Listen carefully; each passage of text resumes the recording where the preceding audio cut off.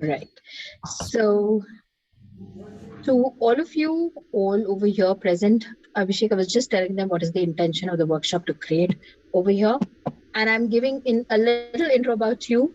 Uh, I would start with, thanking you for being here. And for all the people who are joining us from different parts of the country, I would say he's a technology guy turned into an entrepreneur. Abhishek is the founder and CEO of Indusnet Technologies. He's also a digital strategy consultant, a software architect, a marketing geek, and an angel investor, as well as a visionary. His company is fully bootstrapped. He started alone, and now he has a family of 750 people who are working across the globe from India, UK, USA, Singapore, Canada, Australia, Brazil, UAE, and Saudi Arabia. Oh, God, that's too many, I think. So, guys, welcome Abhishek. He's going to help us talk about business models, scaling up of our businesses, and various other aspects of designing your business for you. Go ahead. Okay. Thank you, Abhishek. So thanks, Rachna. I would prefer to keep this session little interactive.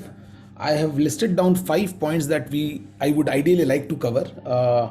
But again, depending upon at what maturity level different businesses are in this, we might cover one, two, or all five. I don't know. We will start with the first one. So we are going to talk about business model canvas today because I think you need a structure to think about your business model, and I find that a lot of companies, people, individuals, entrepreneurs, even after lots of experience, they don't have a clearly defined structure about how to think about their business, and maybe just learning that itself can be a big boost in you being able to see your business in a proper way and understand where the things are lacking, where the challenges are, what are the problems that are there, and how you can structure it better. If we get time, we will go into talking a little bit about different business models. We can start talking about that through our business model canvas itself. Then we will do a little bit discussion on business strategy basics. Again, I think we can only touch the very basics, or we might even let it go. uh, and I don't think we will have enough time for stages of business or essentials of scaling, but I'll try to see if I can share some thought out there, right? And I mean, I would it would be great if you guys can take a piece of paper, a A4 size paper, and try to take it as a workshop. So I have no intent of having a one way lecture session, and hopefully you will not force me do that. What we will do is we will pick up few use cases from this group, and I hope you will be cooperative enough to tell us a little bit about your business in short, and we will take those business cases, try to do a business model canvas, and in that process you will also learn how to do business model canvas. And once we have done that, I will try to walk you through how to think through this business model canvas. Once you have put it, like what value does it add, how you derive value from this business model canvas, right? So these are the key things that we will prioritize today, and then we will see how it goes, right? So again, people who are just watching it possibly will not have much fun. If you participate, you will have a lot of fun, right? And let's do it. So I mean, randomly, can few of you who are running businesses among the attendees, can, I mean, just 3 4, I don't need more than that, can 3 4 of you kind of raise your hands and tell me a little bit about your business? But remember, you have to tell me about your business and your key challenge in less than a minute. I won't give you more than a minute for that. I will run with a timer, and you have to tell me about your business and your challenge in a minute. Okay. Okay. Yeah. So anyone who have got a raised hand here?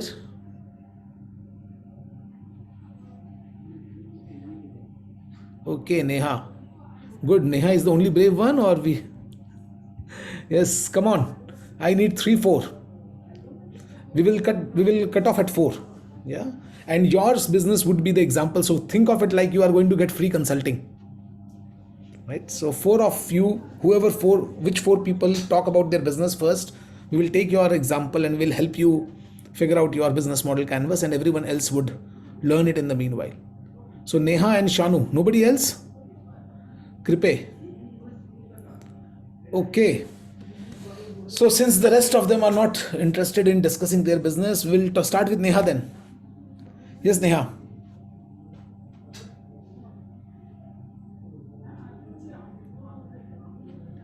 Neha, can you please tell us within a minute about your business? Hi, everybody. So I'm audible, right? Yes, please go ahead. Lovely. Great being here. And my business is an FMGC brand. We are getting into sourcing cottage industries and directly sourced from farms. That is like sugarcane and any value added items directly from farmers. And our major challenge is to reach the market in the right place. That is, I am not able to find a product market fit. My product, for example, the first product is Tenira. Nira Is is sorry? Nira. Nira basically is a tender coconut juice. It is Okay. extracted before it becomes a full coconut. And this product marketing is a huge challenge because people, first of all, don't know what Nira is. It has humongous health benefits, but people are not able to understand what it is. That is number one.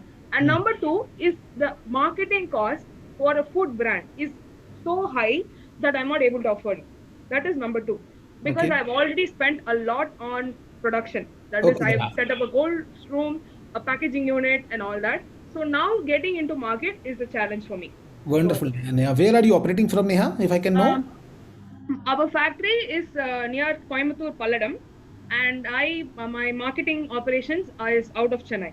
Wonderful, wonderful. Yeah, Good to know that, Neha. We will try to address your challenge while we talk about the business model canvas, and we will try to kind of help you with that. Yeah. sure, Sure. lovely. Thank you, Abhishek. Thank you, Shanu. Can you tell us a little bit about your business?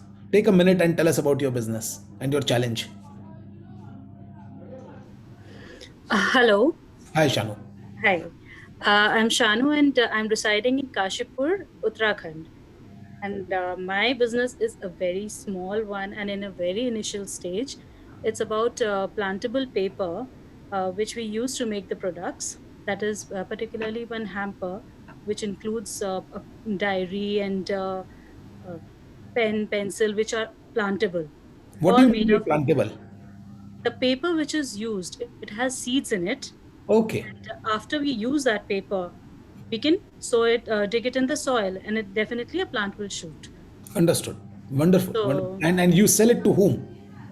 that is my challenge, actually, Okay. because it is in a very initial stage. So right now, it's just this group, Career After Family, where I have approached, and a few retail customers I have personal contacts. Okay, I don't wonderful. have big corporates. Actually, this is a very good What are corporate you trying to gifting. sell? Are you trying to sell the paper alone, or you are making diaries out of it? You are No, making no, we're out of making it. the hamper. We are making a gift hamper out of it, which Okay, includes a pocket diary, pen stand, a okay, pen, a pencil. okay, That hamper includes everything, and the box itself is plantable. So, okay. So you are saying the there, box that you are sending, the hamper you are sending is plantable, so you don't have to throw away the box somewhere. The exactly. box is not going to become a nuisance. It will go into soil and it can give, it can become a plant. Yeah, And yeah. the rest of the goods that you are using that you can use, and they are also recyclable, and They are also plantable. The they are also diary, plantable. So if I have to yeah, throw yeah, away the diary, there are seeds into it, so the diary yeah, will yeah. also become a plant. Oh Yeah, wow, yeah, yeah. It's wonderful, completely eco-friendly. Uh, I mean, you don't throw away. It's actually use and grow, not use and throw. wonderful, wonderful. I mean, I don't know. I mean, how do I say you all do better business than I do? Anyways, thank you so much for inspiring me. Yes, Kripe, No. tell me about in a minute what exactly are you doing?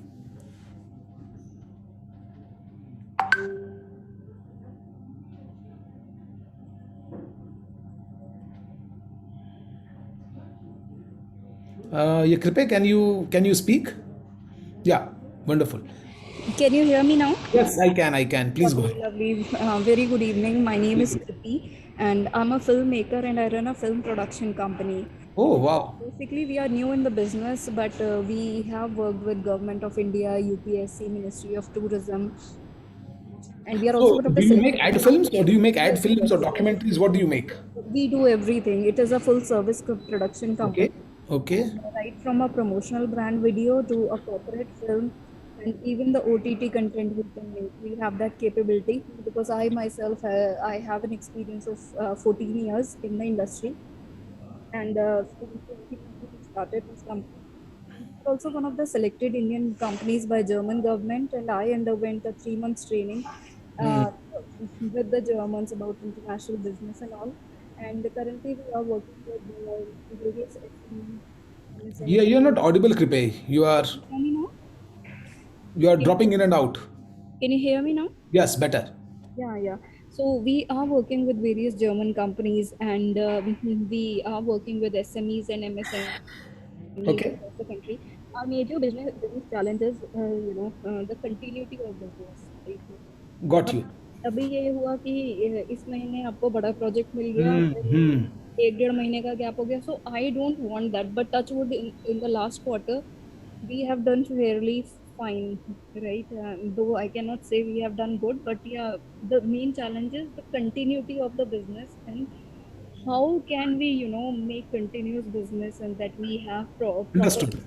Understood. confidence. Thanks so much. Obviously, I don't understand your entire business, but I get the overall idea, right? Yes, So yes, thank you so much, Kripe, for that. I mean, I will kind of come back to you on sure, very specific contextual area, and please participate, right? Because if you participate, you will definitely. find insights from today's session, right? If you don't participate, it will be just like another boring webinar, which is floating around, and we are all bored with that for last 2 years, right? So I No, no, don't no, want to make it a monologue, right? Even if I definitely. can benefit two or three of you or 10 of you, I will be very, very glad at the end of the day. That is so kind of you. Thank you so very much, and Fantastic. I'll be attending the webinar. Thank you so much. Thanks. Yes, yes. Payal, you want to say something? Yes. This is the last one. We don't have the fifth slot. Hi, good evening, everyone. Good evening, sir. Uh, I'm Payal. I'm from Kolkata, and actually, I did not raise my hand initially because you said that people who are having Yeah, problem someone in the has. business. I did not raise. Can you hear me now? Yeah, please go ahead. Yeah, I did not raise my hand initially because you said that people who are having problem in the business. No, no, no. My major problem is, or like a blockage.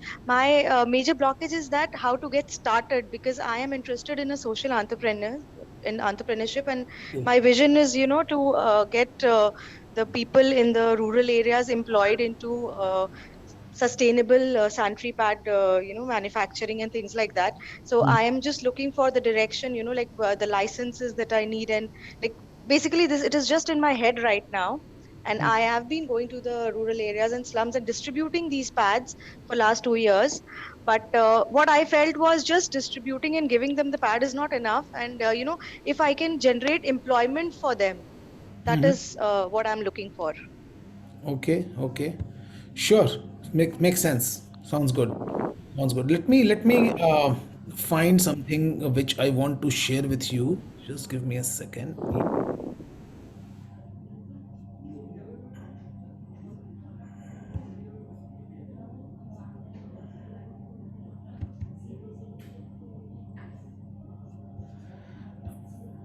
Okay. Right. So I'll share my screen.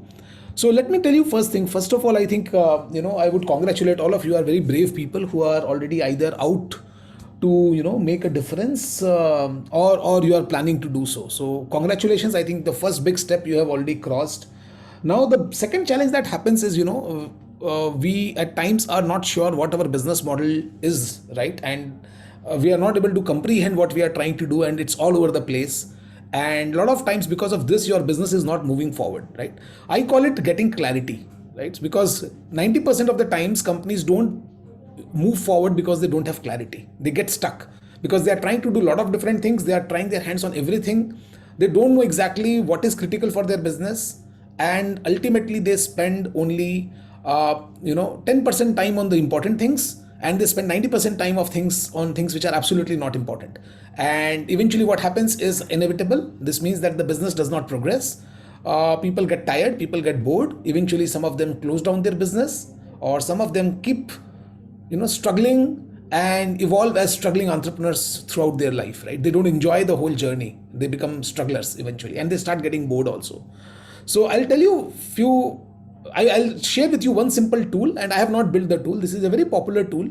Unfortunately, a lot of people don't use it. I would like you guys to use it, and you can just search for it online. But I will show it today for you, and you can, if you have this A4 size paper in front of you, I would request you to kind of sketch it out on that paper. It's very simple. Like, it's just 7 8 lines that you have to sketch out, and I will like to share it with you guys. Can you see this? Can you see my screen here?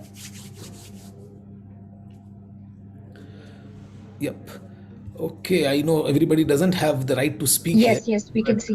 no worries. We can I'll see. you can also chat. You can also type here, right? Okay. And yes, I don't need any introductions. We can all focus on this workshop. Excellent. So can you see this? This is called business model canvas, right? So this is basically been built to, structure our thoughts about our business in one single place, so that we can think deeply about each section of the business, right? We don't want to just go here and there, and this one single page can define your business, right? If you tell someone that this is my business, people will understand, right? A lot of people globally will understand. So if you even want any kind of advice from someone anywhere in the world, right, if you send them a BMC, what we call it, business model canvas, people will understand your business like this, and they will be able to advise you, right? Otherwise, a lot of times you take 1 hour 2 hour to just explain your business, and it doesn't work with most of the advisors also. So you cannot proceed further even to take help from other people if you have not defined your business in one single sheet. So this sheet allows you to define your business in one single sheet. So this, you can create a shorter version to explain something to the world, and you can create a more detailed version for yourself to follow it and to build your business on top of it. Okay.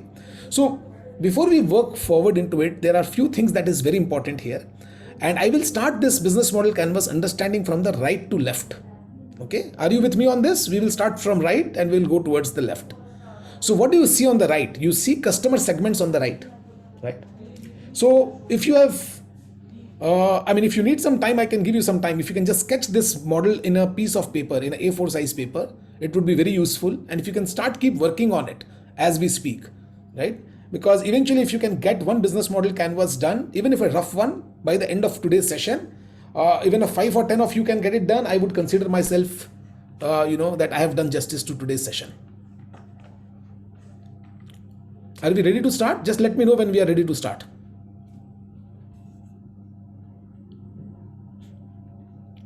Maybe the 4 ladies who have got the right to speak in the session, they can tell me that they are ready to start.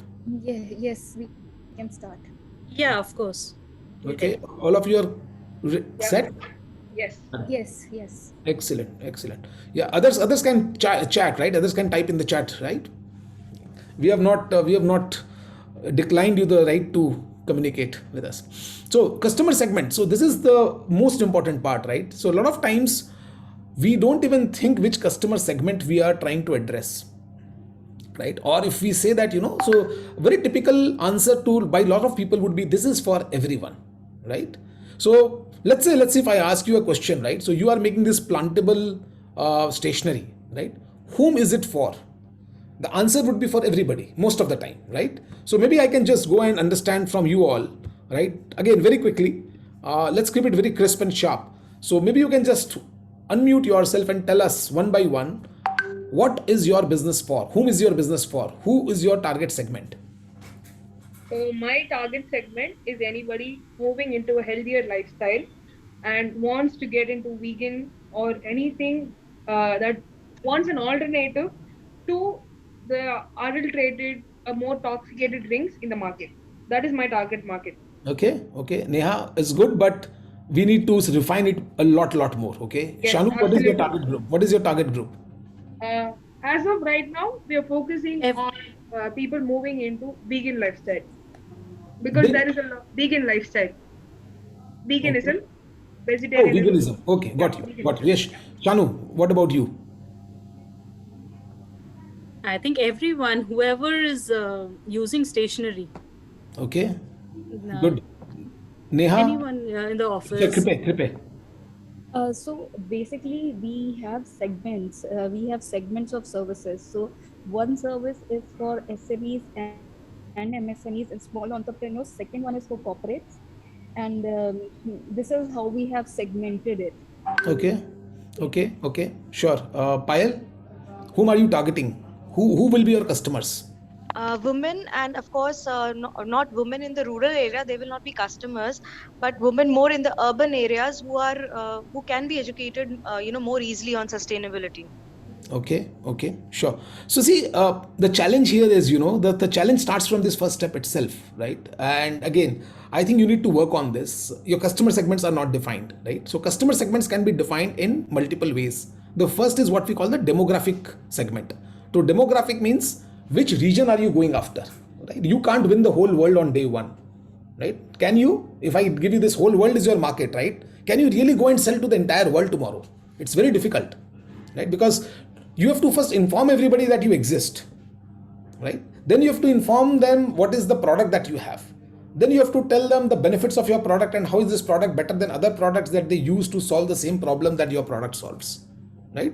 So if it's a drink, some other drink solves the same problem of, quenching the thirst or giving them some nutrition, and now you are saying you use my drink. So it takes time, it takes effort, right? And whenever it takes time and effort, it costs money. Right? So if you keep a huge segment as a small business, you are destined to fail, right? So the bigger the segment, let's say if I keep a segment of 1 crore people, right? I will have to spend a certain amount of money on each person on average to make sure that I am reaching out to him, I am explaining him what I am doing, and I am able to impress him or at least pitch myself, right? Again, when I say pitch myself, it can be a digital marketing based pitch, it can be a franchise based pitch, it can be a direct pitch, it can be a physical store. When I say pitch, it doesn't mean that you are actually pitching in a call like this. Pitch means that you are able to explain that person who you are, what you do, and how you are better than others, and why they should use your service today. Okay, so for explaining this part, there is a cost. And then to continue to stay in their radar, because remember one thing, when you are explaining something, what you do and everything, it is not necessary that he or she will have the need of what you do immediately. Right? That need may come up later on. Their need may evolve eventually, right? This means you have to stay in touch with this person. This means that there is a two cost. One is to get in touch with this person of your TG. When I say TG, again, it's this customer segment. I will use this term interchangeably because that's how I am programmed. So when you are going to get in touch with this TG or customer segment, and then you too have to engage this customer segment. So these are two activities, and both of these activities will cost money, it will take time, and it will take efforts. Okay, this means it will need people, you need money, and you need time for doing all these activities. So you cannot have a huge customer segment to start with when you are a small business.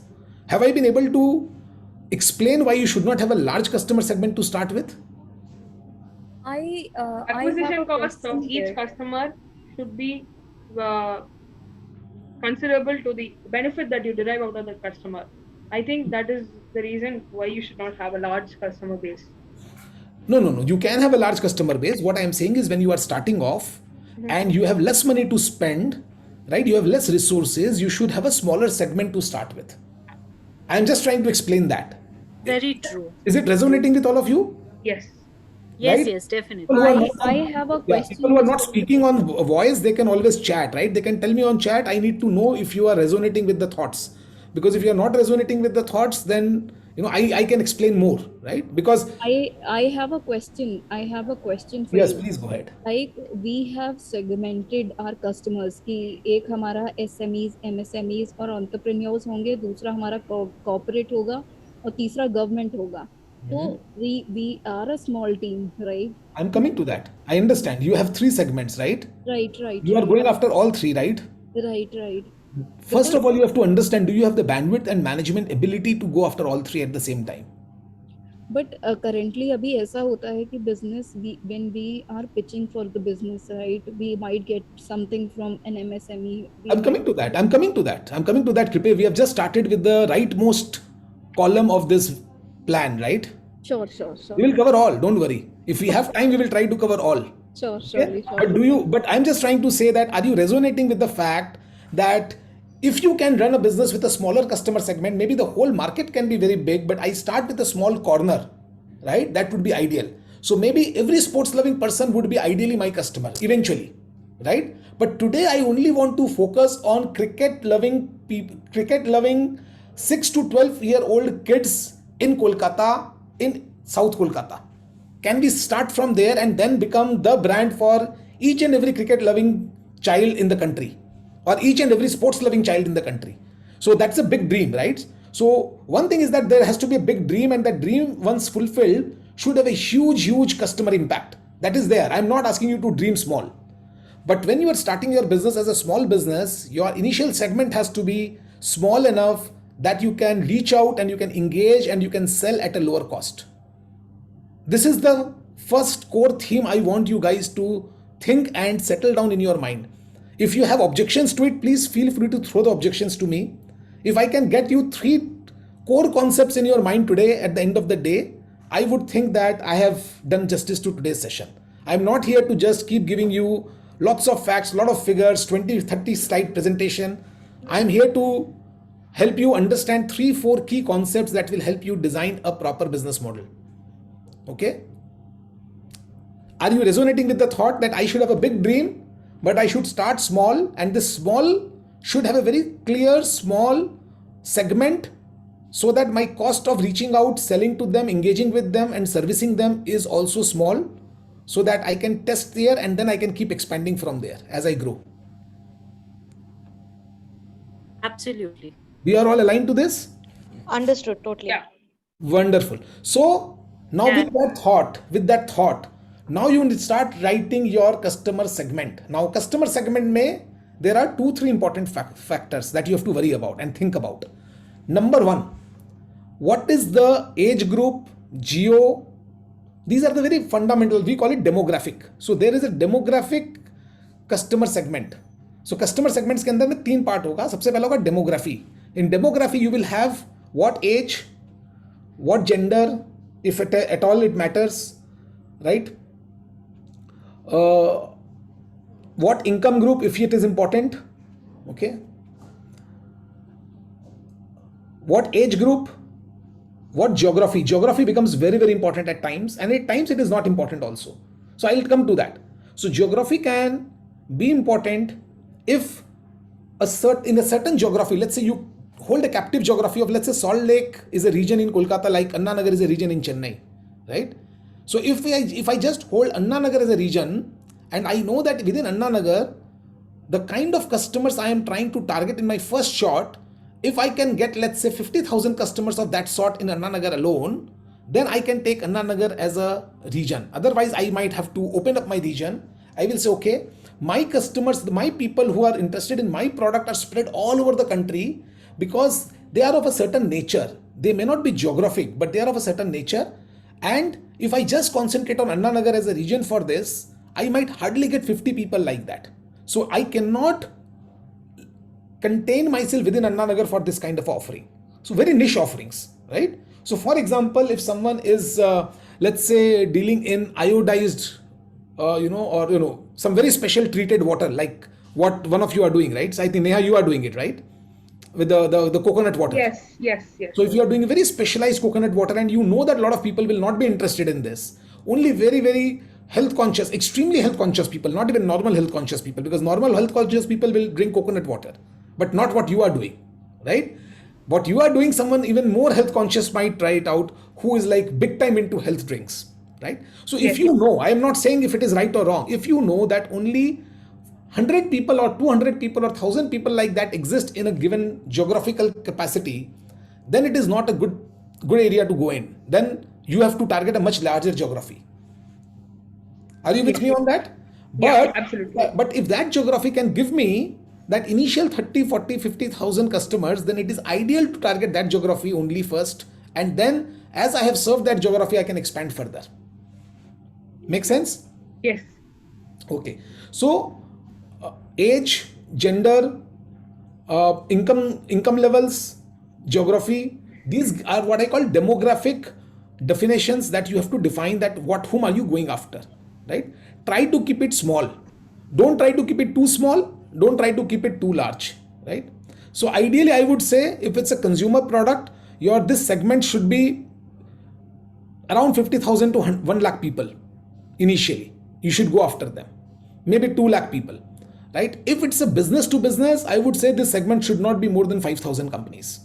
In fact, in my company, my segment is only 300 companies. Okay. And I used to do all the mistakes that I'm talking about right now. So don't think that I am like sacrosanct on this, right? So I have made all the mistakes. I considered all the companies in the country as my target clients. And then I eventually, when I learned by making all these mistakes, I decided only 300 companies are my TG. So think about it. At one side, I was thinking about almost, all the 30-40 lakh companies are my TG. And now I say only 300 companies is my TG.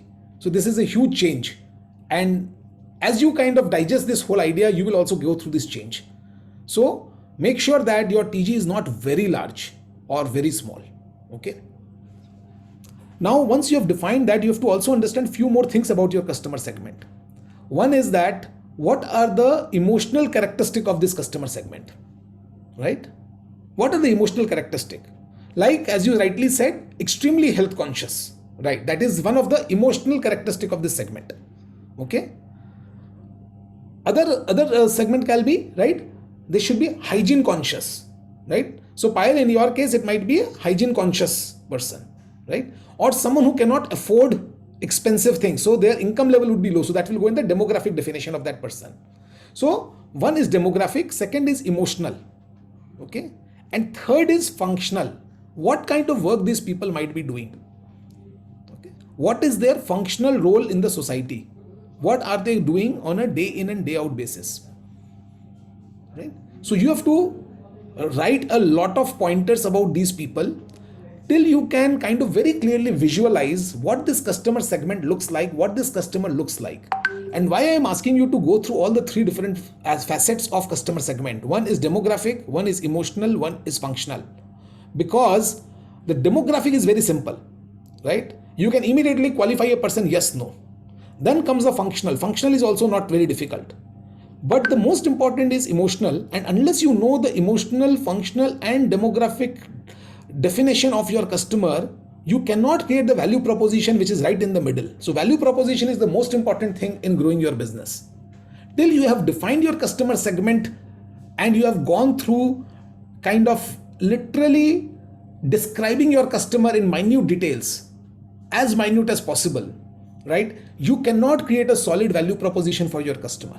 You cannot define the channels that you can use to get to those customers. You cannot figure out what customer relationship techniques you should use to keep these customers happy and engaged. You do not know what resources you will have to invest in to get these customers. You do not know then what activities you need to do, right, to make sure that these customers get the service that you are trying to offer them. And then you also do not know where you can source those offerings or parts of that product or your suppliers. You will have no idea about that. So customer segment is defining the right customer segment is the key. Without doing that, nothing of this will work. And when nothing of this will work, your revenue stream and cost structure will also go for a toss. So your business planning has to start with the customer segment. Okay. So once you have defined where your customer is coming from, like demographic details, then you go into the emotional details. What are how you define his behaviors? I would say emotional or behavioral patterns, right? So behavioral patterns, what kind of behavior this person might be having. And here, a lot of times you have to write a lot of interesting things. Like for example, certain customers might be arrogant, right? You know that all your customers will be arrogant because of certain characteristic that they have, and it's absolutely fine. This means that when you are defining the product, you have to actually appeal to his ego. Arrogance is directly linked to his ego, right? And if you are then defining the product and your value proposition, that why should people buy from you, right? And what is the value proposition? In that case, you have to address his ego. That your content, the way you will express the product will be such that it makes that person feel that he is great. You get my point? So this is the importance of writing this down in detail. So right now, obviously you cannot complete it. I am taking this time so that if you can make some notes on this, and you can start writing your customer segment, that will be helpful for you.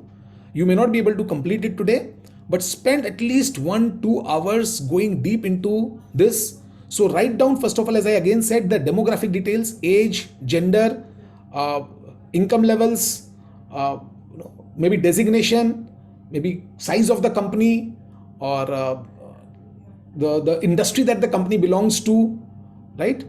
And then you can also write about what geography they are going to be located in. These are the things that will go in the demographic part. Then you get on the emotional or emotional part of that, right? where we are going to describe this particular individual. And there you can use again bullet points to describe this individual or this company in more details, right? And these are behavioral or emotional elements that you are going to talk about. How does this person or this company behaves, right? So for example, if I am targeting a bank, I would say this must be a challenger bank. In my business, I would say I would like to go and work for a challenger bank. Why? Because they have hunger, so they will spend more on digital. A bank which is much more well established, they will try to do everything in house, and they will try to deal with the Accentures and Infosys of the world. They may not like to work with me, right? So I may be a great company, but they may not be interested in working with me. There might be a lot of barriers for me to enter that company. But if I'm trying to go and work for a smaller bank, like let's say Ujjivan Bank, or let's say Yes Bank, or ICICI, sorry, or maybe AU Bank, they might be much more interested in working with me because they are smaller banks and they need more agile partners who can listen to them and who can move fast, right? So for me, the challenger banks would be an important description in my behavioral part, right? Second thing would be for me is that, if I am talking to a CIO, should he be technically sound or should he be business centric? So for me, the CIO, if he's business centric, it is much more useful for me. So I will try to kind of put down these descriptions about this individual and the company both in my customer segment. If it's a company, you have to put the description about the company as well as the individual, right, whom you will go and deal in that company. So the designation that you have decided, what kind of person you will end up going and dealing with that person, right? So it's not an easy job, it will take time. So I'm just warning you for that. Don't try to just finish it off by writing 3-4 words and say, oh, I have done it. There are a lot of videos around, creating customer personas. Go and read them. Okay, see those videos. There's a lot of simple videos which will tell you how to write a customer persona. I have given you a very in-depth understanding that can be covered in this time, but there's a lot more work that has to be done on this front. So create your customer persona and make sure that you have described with a great level of similarity that how this 50,000 people, what things would be kind of common in this 50,000 people that you are targeting, right? Almost 80%, 75% common. What is that 75-80% common things that you will have in the 60-70,000 people? Once you have done that, then we will start thinking about the value proposition. Are you okay with customer segments? Can we move to value proposition? Yeah. Yes. Okay, just 1 second. I'll just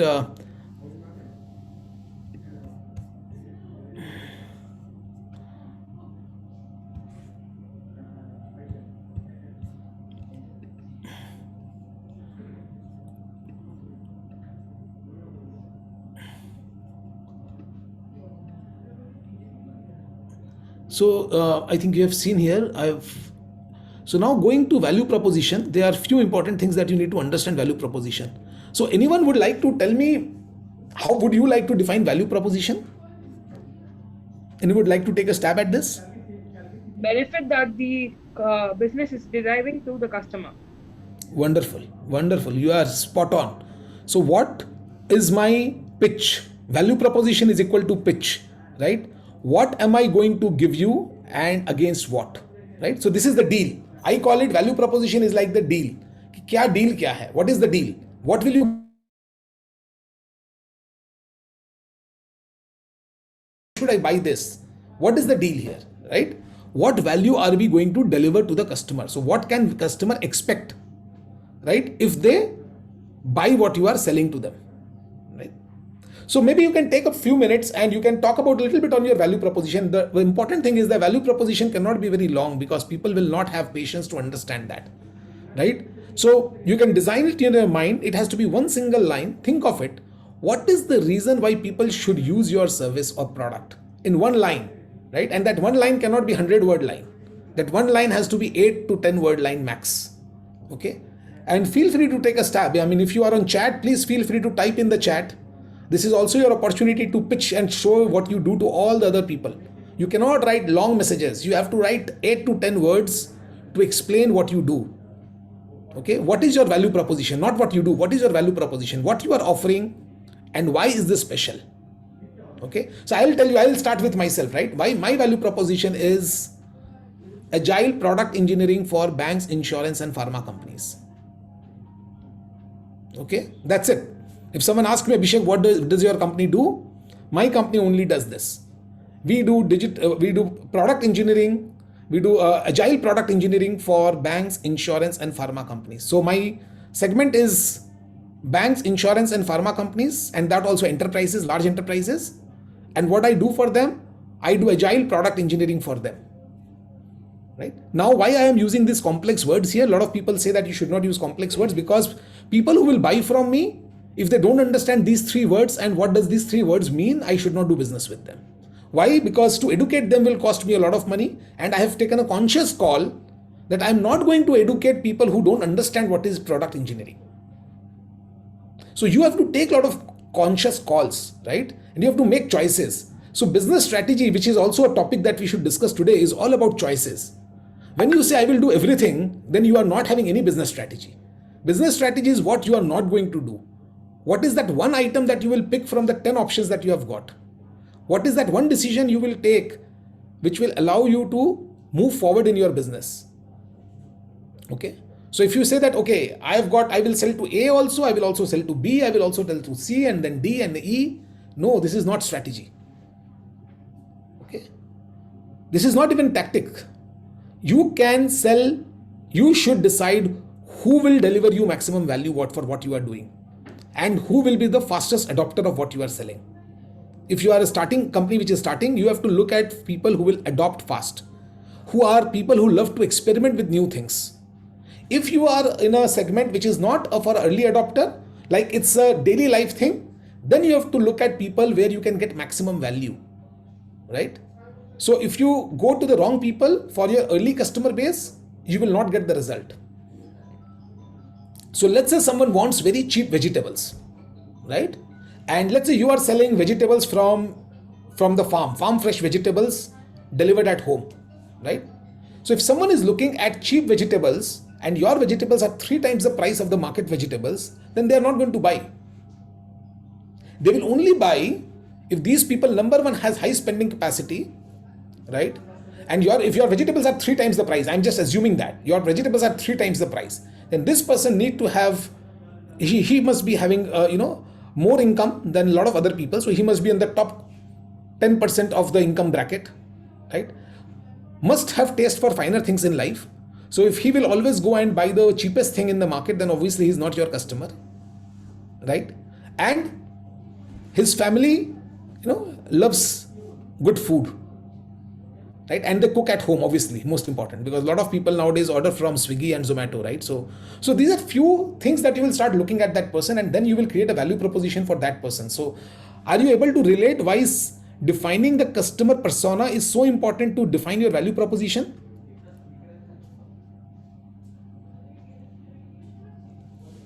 Yeah. Yes. Are you all getting that? Yes. Yes. Why defining the customer persona is so critical to do the right value proposition?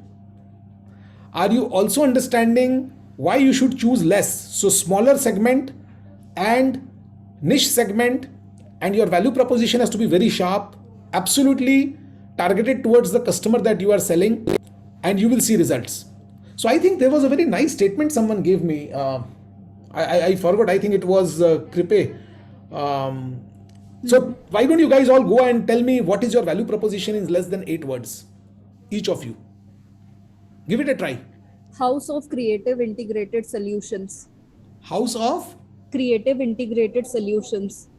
What does it mean?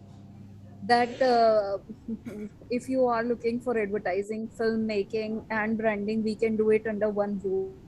You do not have to run everywhere. Okay, but it is, what is the problem with this line, Kripe? Ji. This line doesn't tell me what you specialize in.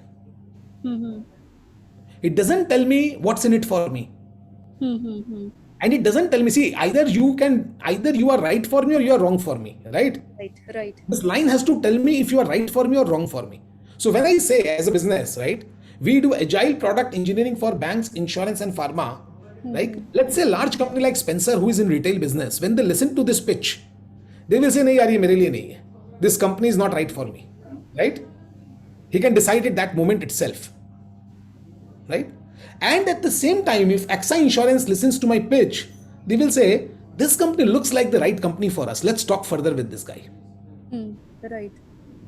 Am I clear here? Yes, yes, you ये are. ये clarity आना बहुत ज़्यादा ज़रूरी है. It's very important that people know are they right for you and you should know if they are right for you. The statement that you gave doesn't give that clarity, and that is why your business model cannot be built on that statement. Right. And that is why you might be struggling in selling and creating predictability in your business. So all this is boiling down to very simple things, right? And all this is boiling down to a basic strategy that you are forming. You are taking a strategy ki bhai, I can do all these things. Anyone who need all these things can come to me and I will do it for them. Right. Okay? So that is where you have to change. If you are doing for government, then you say, right, we are the creative partner for governments around the world. Okay? May not be the best business, I know. So what I'm saying is that you don't decline all the other businesses if they are similar to what you are doing. But your focus has to be in one business. So when I say that I am selling this particular special coconut water from my shop in Anna Nagar, it does not mean that I will not sell it to a child who is coming to buy that. I'm not saying that. But ideally it is for those people who go to gym and who are very health conscious and they kind of, stick to very high quality food. Am I right? Right. So it will be targeted towards that. So you will spend your money towards selling to those people. You will put effort in selling to those people, but anyone else who comes and buys it and there is no extra effort, you are okay with that. So I am not saying that you will tell that person, oh, please get away. Some companies actually do that. Some companies will actually not even accept a person who is not in the TG. They are so passionate about guarding their TG. Right? So I met a company which basically allows you to do fractional investment in art pieces. Like you can buy a part, you can become a fractional owner of a Picasso painting. Okay. Now they are so clear that if this guy has not done, at least 5-10 crores worth of investment in stock market, if they have not done at least 8-10 angel investments or this and that, so they have made very clear criteria. If you are not matching that criteria, they won't even approach you. And if you approach them, they will say, no, I'm sorry, you don't qualify. You may say that it is snobbish, but it is not. I'll tell you why. Because if we take a person's money who has not done, I would say, these modern instruments, right? And if they take their money and if these people lose their money, they will not have the appetite of losing that money. And then there will be a lot of bad word and there will be a lot of fight, unnecessary confusion, problems, and they will have to spend a lot of time in explaining and supporting that person. Right? So they have decided, I will not even take a guy who has not met this XYZ criteria. Okay?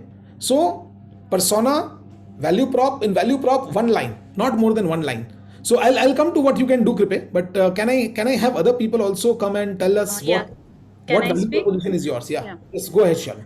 It's eco-friendly product made from plantable paper with the motto use and grow and not use and throw. Yeah, much better.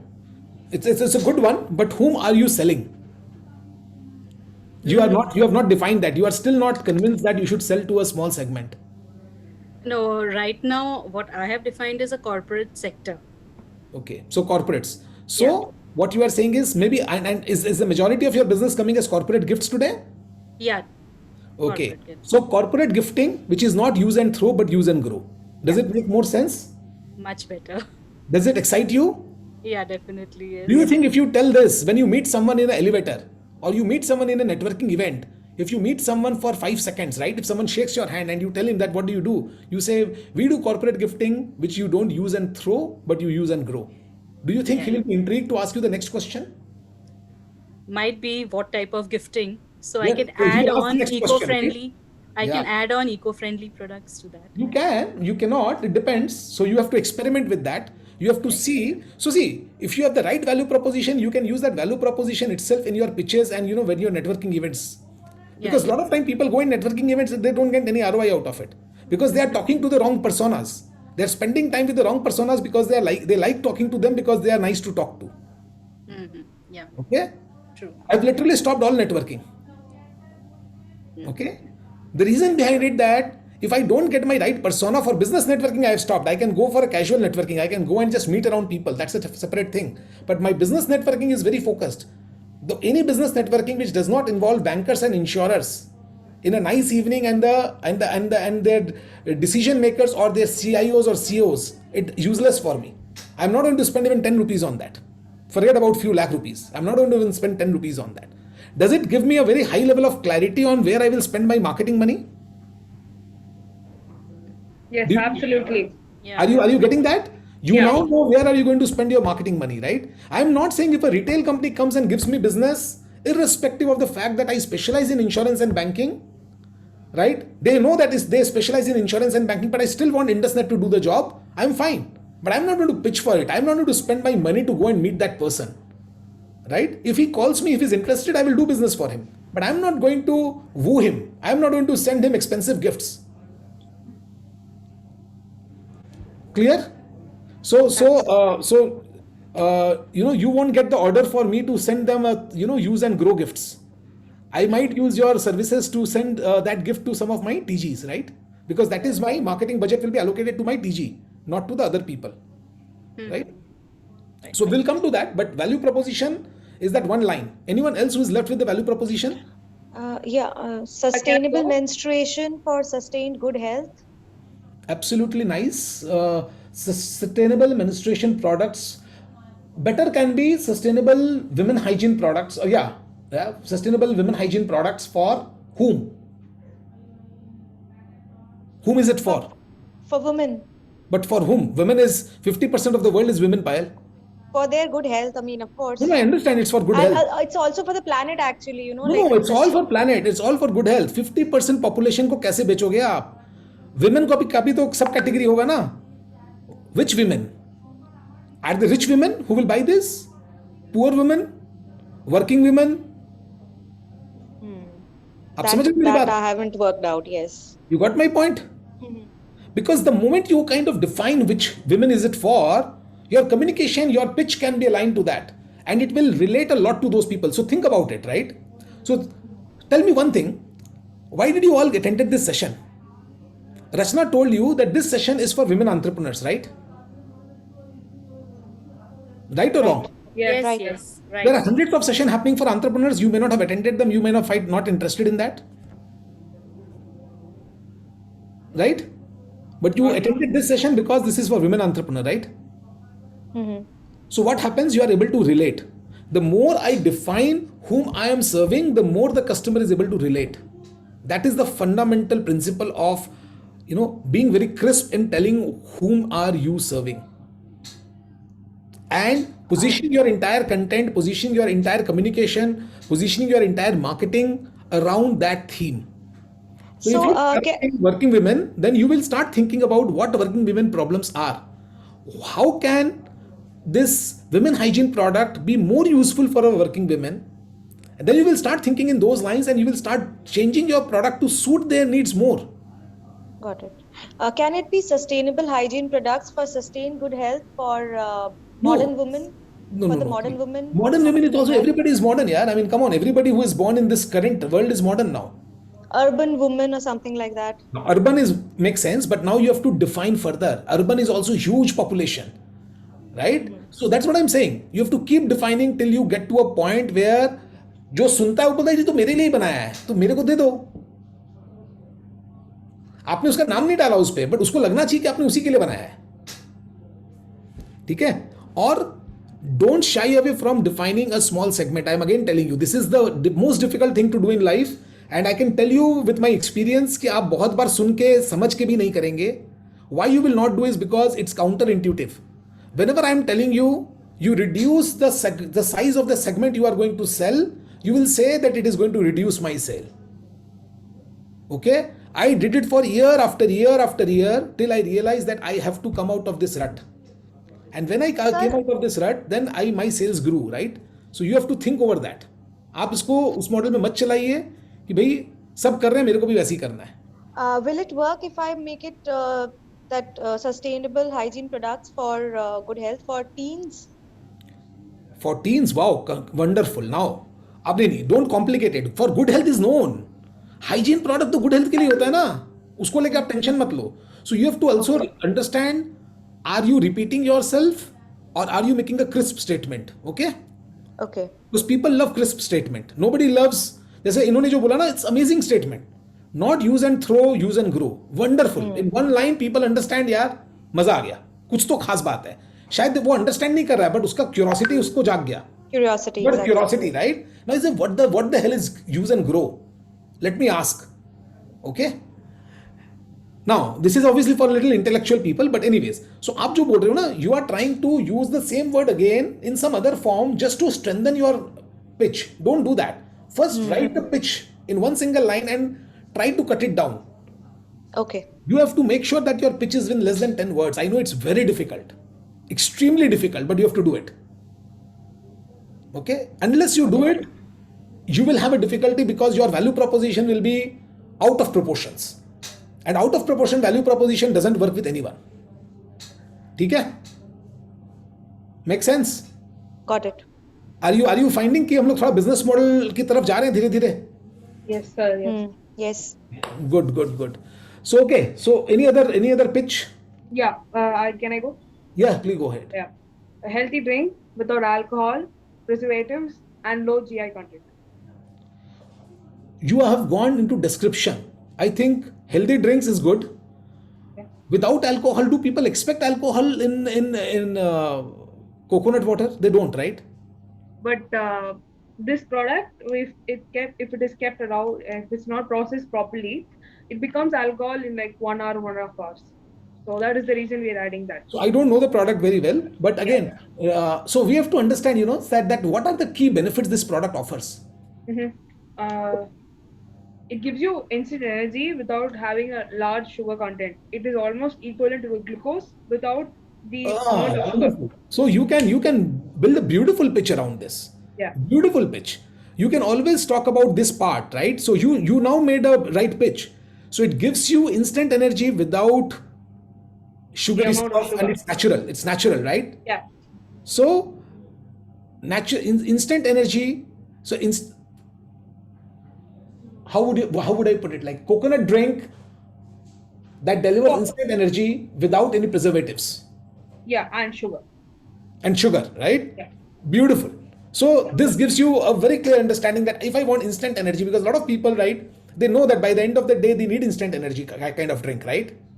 After a workout they need instant energy. So there are a lot of situations where you need instant energy. So your communication can be around that. That if you need instant energy, so if you are a guy who is like having a very hectic work day in general, right? You need instant energy. You must buy this product. Keep 12 of this product along with in your office. When you feel that you are out of energy, just gulp down one of them. Absolutely. Okay, na? So instead, and then you can also say, instead of buying sugary and preservative filled drinks like Coca-Cola or Red Bull, why don't you try something like this? Instead of drinking sugary drinks, right, or chemicals, like when I say chemicals, I am pointing to Red Bull, and when I say sugary drinks, I am pointing to all the sugary drinks, right? Drink something which is natural and and is directly from the nature to your table. So your pitch is now getting better and better, right? Yeah. Because without True. the, nothing is going to work, right? Business model is what? Why do you need a business model? You need a business model. First of all, within a business model, you have to have the pitch. Without pitch, तो business model बनेगा ही नहीं ना, कोई फायदा ही नहीं है. Absolutely. ठीक है ना? So are you getting the pitch now? And then you have to understand what is special. A lot of times, you will say, mine is the lowest cost. Lowest cost, by the way, is a very bad strategy. But even if you take lowest cost as a strategy, then you have to mention it very clearly. That, you can't beat me on price. You have to use a very nice way to explain that you can't beat me on price. Right? So, there are a few pointers that is given here. Which customer needs are we satisfying? What bundles of products and services are we offering to each customer segment? So don't go by, first focus on only one segment. That is my suggestion to you. You are new to business model canvas. First define one segment, detail it out as much as possible, then put the proposition for only that segment. Don't try to expand it. If you even have 3 segments, don't put 3 segments. Put one segment for the time being. Put value proposition only for that one segment. Make sense?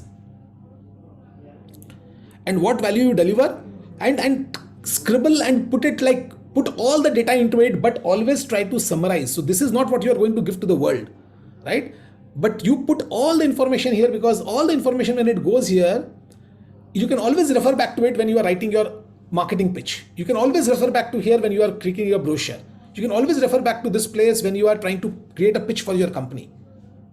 Does it make sense? Because this is business model, right? This is not your XYZ ABC. मतलब ये कुछ भी नहीं है. This is your business model, right?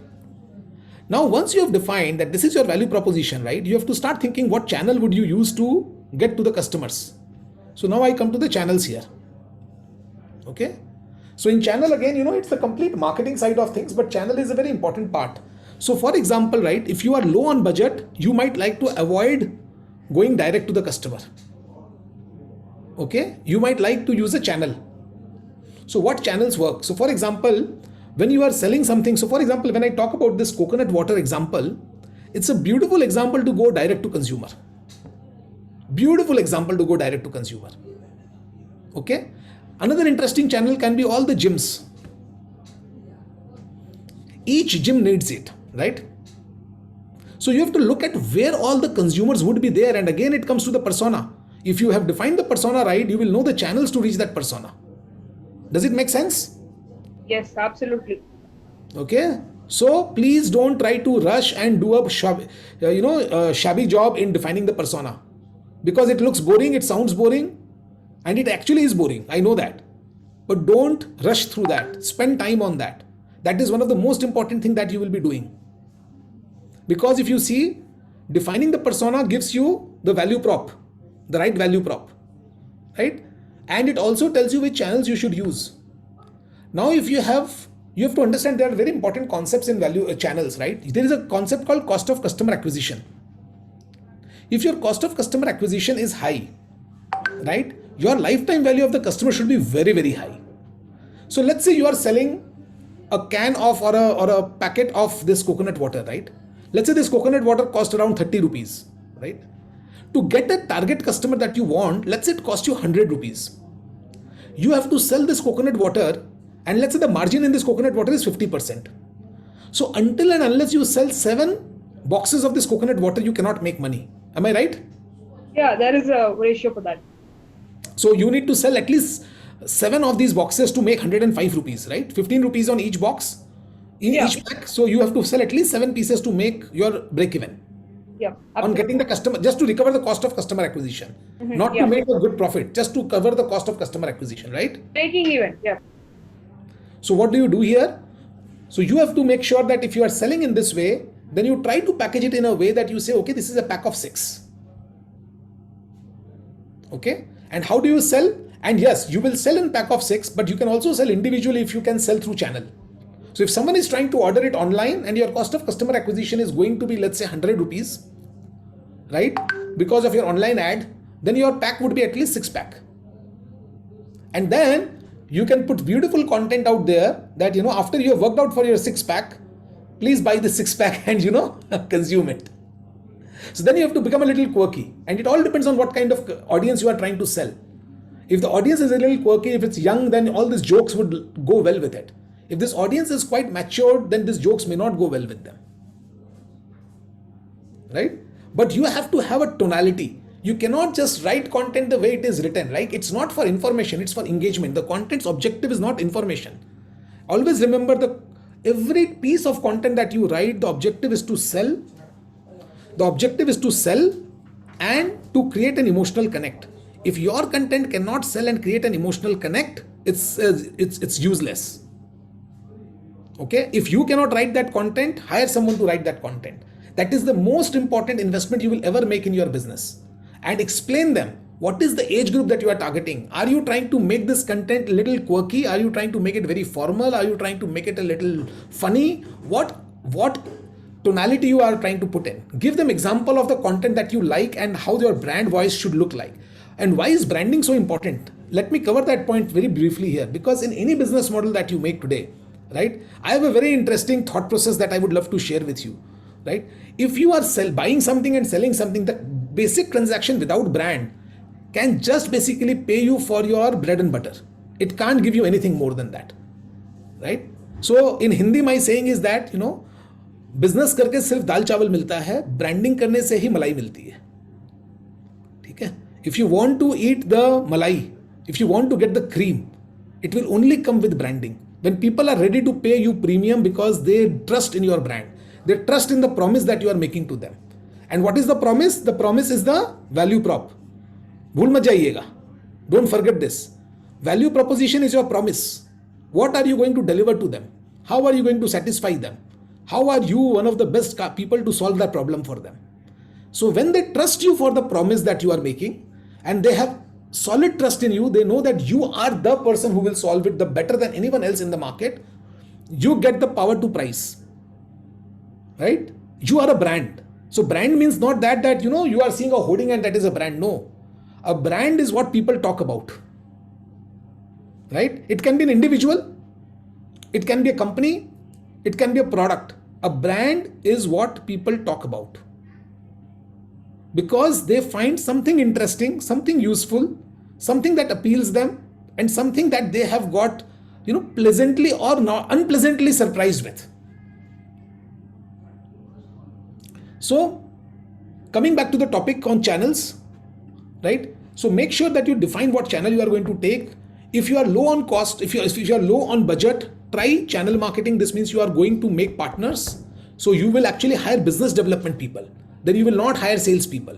You will hire business development people, because business development people are supposed to make partnerships and tie-ups. Sales people are supposed to sell. So when you are going to B2B2C, you will hire business development people. Unfortunately, most of the people write bullshit on their CVs. Okay? वो sales के बदले सब business development लिखते हैं, business development के बदले आधे लोग सेल्स लिखते हैं. God knows who will teach them. But I can tell you that you have to be very clear to understand what they have done in their life. Have they done business development, means creation of channel, or have they actually sold to the customer? Depending on the ticket size of your product and the channel you choose, is it direct channel or is it a intermediary B2B channel? You have to identify whom you will make your intermediaries, what offer you will give to them so that they are interested in selling, and don't believe that everyone will sell. You have to continuously pressure test. तो हम लोग क्या करते हैं, हम लोग एक theory बनाते हैं कि हम इंटरमीडिएरी को 10% देंगे एंड द एंड कस्टमर से हमको 25% कमीशन प्रॉफिट मिलेगा. These are all assumptions. All assumption need to be tested rigorously. And if numbers are not showing, then your assumption has failed. Don't try to console you with yourself with nice words ki nahi, it will work, it might not have happened because of this, it might not have happened because of this. If you have any doubt why it has not happened, make it happen and test it out. Okay? Because it is very important when you are talking about business model, right? What is a business model? A business model is a set of activity that the company does so that it runs on autopilot and it is sustainable. It's as simple as that for me. That is my definition of a business model, कि business अपने आप चलना चाहिए. If you are running the business every day by putting your sweat and effort on it, then you are a professional. And there's nothing wrong in being a professional, but then this is not a business. A business should run by itself. Okay? Is it clear to you? It takes time to build a business. In my understanding, it takes at least 5 to 10 years to build a business. Right? So don't worry. Don't rush. But this is the steps to build a business, that you have to define these things. You have to define the channel that you will sell through. Obviously, there's a lot of other work that you need to do. You need to build your team, HR, because unless you put the whole HR framework around this business model, it's not going to work automatically. You have to make all the elements work. So today is not the right day to discuss HR, but hopefully you are getting a picture what I mean by a business model. Business model basically, encapsulates your entire function of the business in one page, and also gives you an understanding what are the dynamics in this business, and allow you to see how this business will function by itself. It should be self-sustainable. Okay. Now, once you know all these things about channel, now you know that if a customer I am getting and the first time sale, I am hardly recovering my cost of customer acquisition. So I need to continue to build the relationship further. Right. So you have to understand a very interesting concept called lifetime value of a customer, LTV. So LTV comes from a factor that how on average, how long I expect this customer to work with me, right? How quickly this customer can get bored of me. Okay. So every business have LTV. Don't think that businesses don't have LTV. You cannot say that my business, no, my customer will always use me. Why will he get away? No, be practical. After some time, he will get bored from you. Or I'm not saying one customer will get bored from you. Out of 1,000 customers, how many customers will stay with you? Think about it. How many customers will continue to do repeat order with you after 1 year? And how much business are they going to give you every year? So that this data, when you have, you will know how long a customer will stay with you, how many years a customer will stay with you on average, and how much money they will pay you on a yearly basis. All this data will be in your business. If you don't have it, don't worry. You should try to get this data. Because when you multiply the lifetime of the customer with the annual value of the customer, you get the lifetime value. This means this is the amount of money I can get by acquiring one customer. Okay, and CAC is your cost of customer acquisition. How much money I have to spend to acquire one customer. Now there is a very interesting ratio which we call the magic ratio. Magic ratio is LTV by CAC. Okay, so LTV divided by CAC means the lifetime value of the customer divided by the cost of customer acquisition. इसका logic बहुत simple है, that what multiplication of revenue a person gives me compared to the amount of money I spend to acquire that customer. So if I spend 100 rupees to acquire a customer, will he give me in his entire lifetime, will I earn 200 rupees from him, or 150 rupees from him, or 2000 rupees from him? Okay. If your LTV by CAC is good, you have a business model. If your LTV by CAC is not good, you don't have a business model. So a lot of startups are there, which I am aware, they don't have a LTV by CAC greater than 1. This means that they are spending X amount to acquire a customer, but by all their current offering being been thrown to the customer, they cannot make even that money that they are spending to acquire the customer. Okay, or the customer will not stay sufficiently enough with that company to let them make enough revenue from that customer that it makes sense. Okay, do you know of some companies like that? I don't want you to talk about it, but I'm sure you know of some brands like that who is spending a lot of money to acquire you, but they will not be able to make money. We can see that. Ola? Yes, to some extent, not necessary. But right now, see, their LTV has gone down, right? That is the reason. Otherwise, they were in a great track. If you would have continuously used Ola for 10-20 years, right? Would you say this for them? Absolutely no. Right? Since you used Ola for only 3-4 years and then Ola went so bad that you stopped using it, right? They have not been able to recover the cost that they have spent in acquiring you possibly. They have not been able to recover the cost that they have spent in acquiring each driver because they initially gave a lot of money to the drivers to keep them attracted in the system.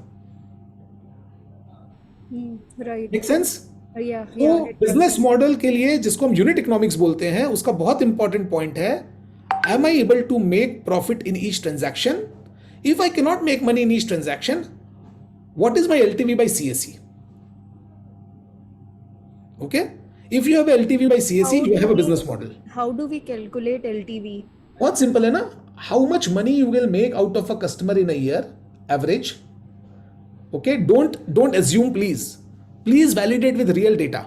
अंदाज मत करिएगा. अंदाज किया, if you get a wrong calculation, you will spend a lot more money and you will close down your business eventually. How much money you will make from a customer in a year? You can assume in the beginning days of your business, but you have to calculate and finally check if your assumption was right or wrong and then correct the assumption. How much money you will make from a customer in 1 year? How many years a customer will stay with you on average? Multiply these two numbers and you will get the LTV, lifetime value of a customer. एक customer अगर आपका बनता है तो life time में वो आपसे कितना रुपए का बिजनेस करेगा. If you get a customer, how much business will he do in its life time with you. Okay, and you might feel that customers will never go, but always remember, let's say you have 1,000 customers that you have acquired. If 600 of them have not placed second order or third order from you as per your expectation after a year, this means this customer is gone. Please don't consider that the customer is still there. No, I can activate him again. All these are okay. It's there.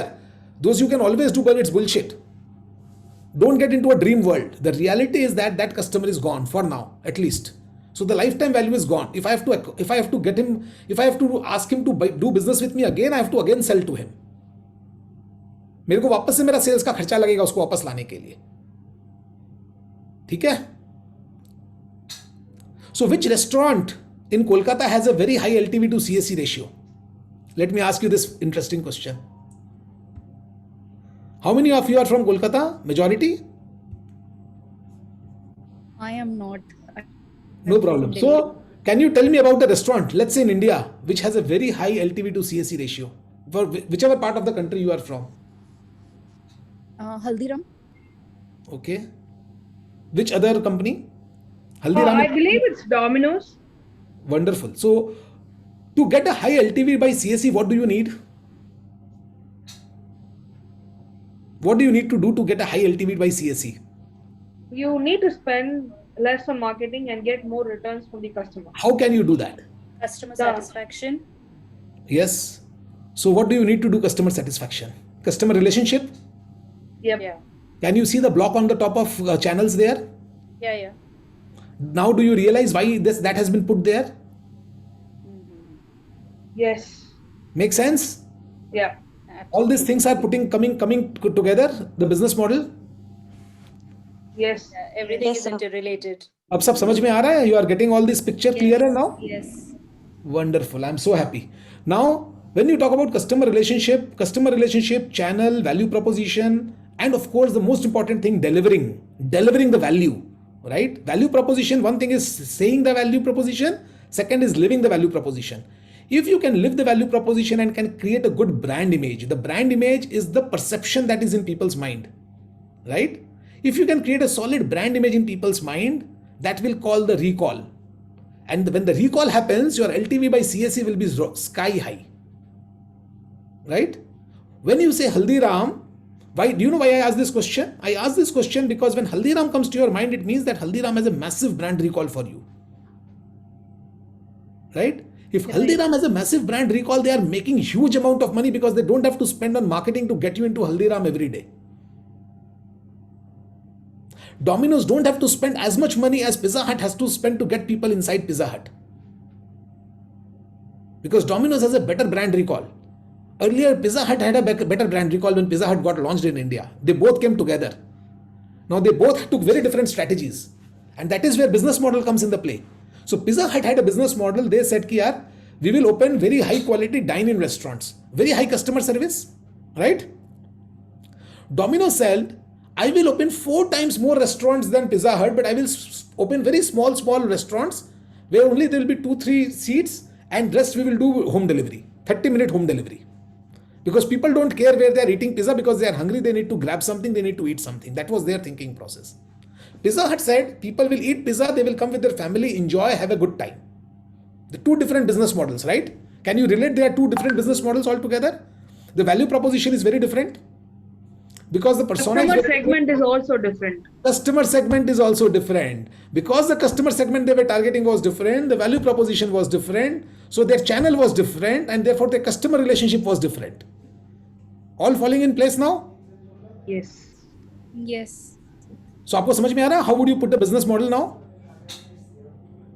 I know it will not happen in one day, but try it out. But And Customer segment is most important. Yes, but all of these things are important. All of these things are interrelated. Make sense? Interrelated. Mhm. I'm just trying to show why are these things interrelated and why you should work on all these 4 elements we very, very cannot strongly. hear you, Abhishek. Sorry, you can't Yeah, hear I me. can hear you now. Yes. Okay, so can you understand why you have to work on all these 4 can interconnect them and work very deeply on these 4 segments? And below that, you see revenue streams. Can you see that? Yes. So how will you now make money? That's the important question, right?